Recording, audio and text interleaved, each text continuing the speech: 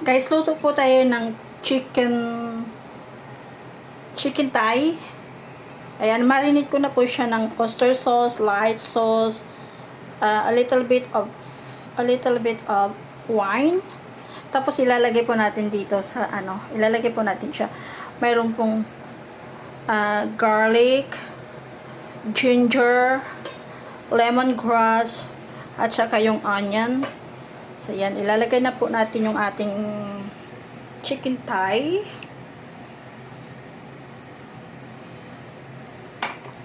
Dadalawa lang po kasi sir lang naman at ako ang kakain.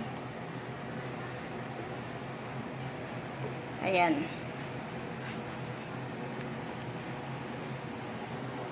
Tapos yung sauce ilalagay na natin dyan.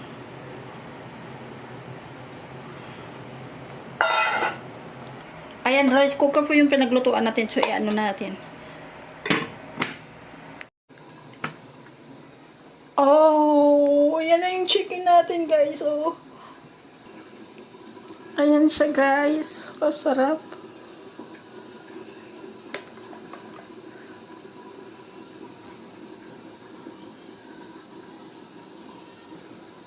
Yan na po yung ating chicken legs, guys, na inilagay natin sa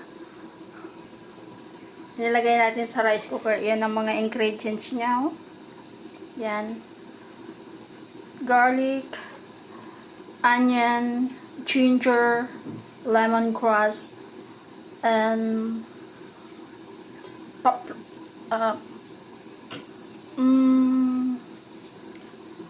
peppercorn. Ayan. Yummy! Sarap!